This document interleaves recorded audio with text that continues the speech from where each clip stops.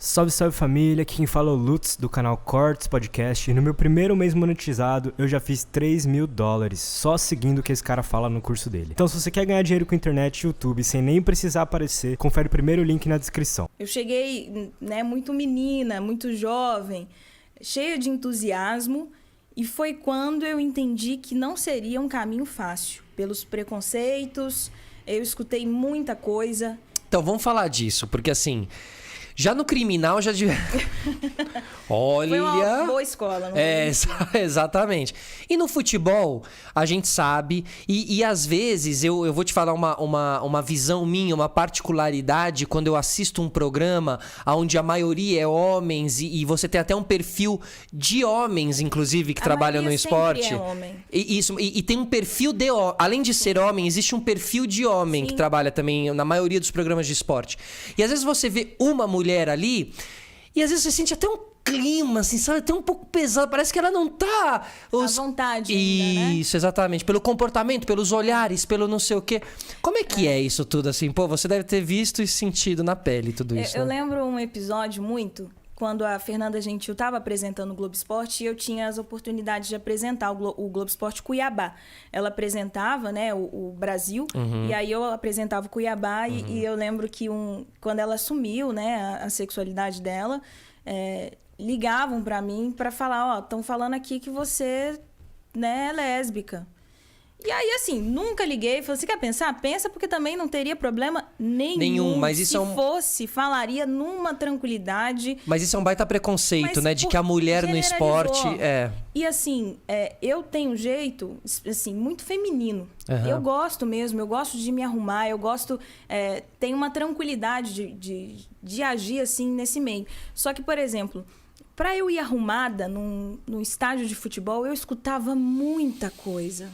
Muita coisa, assim. Já ganhei música de torcida rival, que eu cobria, que era setorista. Você tá brincando? Já passava... Eu lembro quando eu era setorista do Cruzeiro, toda vez que eu passava passava na frente pelo da Atlético, torcida do... Era...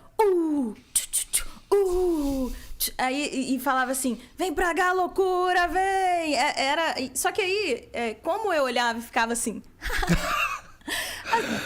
A torcida começou a criar também empatia. Mas quando assim, você chegava em casa, como você ficava? Então, nesse primeiro momento da torcida do Atlético com o Cruzeiro, enfim, eu não tinha a noção, a dimensão, por mais que fosse um Mineirão. Porque eu estava muito entusiasmada com a minha carreira. Eu estava muito olhando para frente. Eu acho que, assim, posso definir muito a minha trajetória de não ter tido tempo para fechar ciclos e despedidas. Eu não tive tempo para despedidas. Porque você acaba saindo de um lugar para ir para o outro, né? Eu precisava fazer acontecer. A minha família tinha apostado naquilo, eu tinha apostado naquilo. E foi quando eu fui para Cuiabá que eu comecei a entender o tamanho do machismo que eu iria enfrentar. Por diretores de clube, já escutei falando assim, você é um rostinho bonito, você não entende nada de futebol, né? Eu falei, fiz 4 anos e meio de faculdade à toa. De diretor de clube. Diretores de clube. Isso que me espanta. Sim. E aquilo mexeu muito comigo. Eu lembro que quando eu estava em Cuiabá, eu tive, até mesmo dentro de redação, uma pressão, porque era uma mulher que estava ganhando espaço, que poderia tirar um espaço de um homem. E sofri muito. Hoje eu olho e posso falar isso para você, Felipe, com muita tranquilidade. Que aquilo hoje eu entendo como uma violência psicológica. Aquilo que eu sofri foi uma violência psicológica.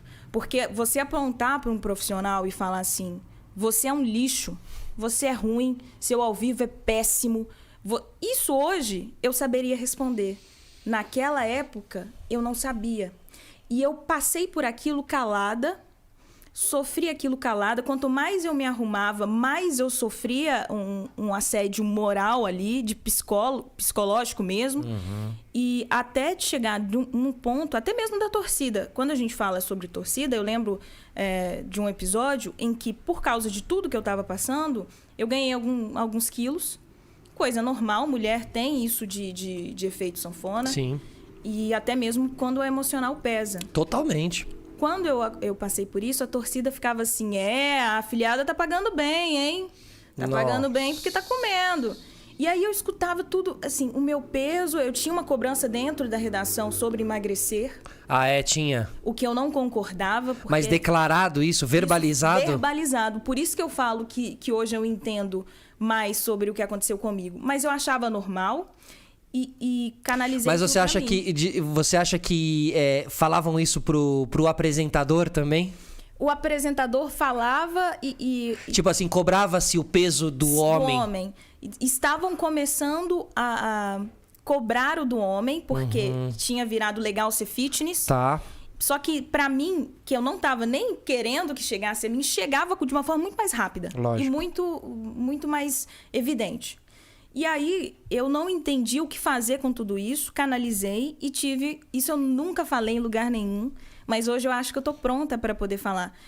Aquela menina que tinha alegria, que trouxe isso como característica, eu tive um princípio de depressão, que eu precisei ficar afastada, que eu entendi o que estava acontecendo e sozinha, não tinha ninguém naquele lugar. Em Cuiabá você tava? Em Cuiabá, eu não tinha nenhum parente, eu não tinha amigos ainda. E você tinha mulheres ali na equipe, assim, pra dividir um pouco esse tipo de coisa? Ou era tinha realmente... uma mulher que depois saiu e essa mulher sofreu as Também. mesmas coisas.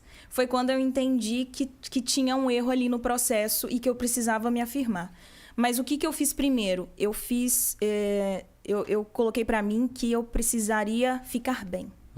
Eu queria estar bem para enfrentar tudo isso. Então, eu precisava me cuidar. Eu aceitei. Chegou um momento que me tiraram do vídeo, que conseguiram me tirar do vídeo. Isso afetou também, mas eu fui com leveza.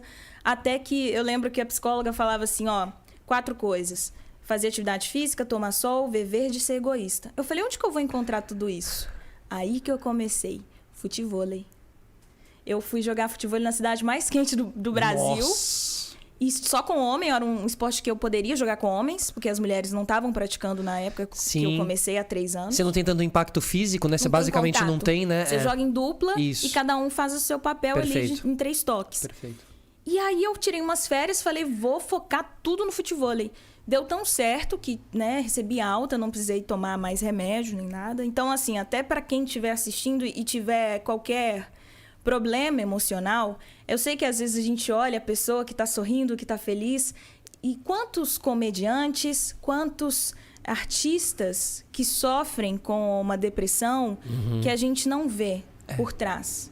E tá tudo bem. É a vida. A vida não tá fácil, principalmente na quarentena.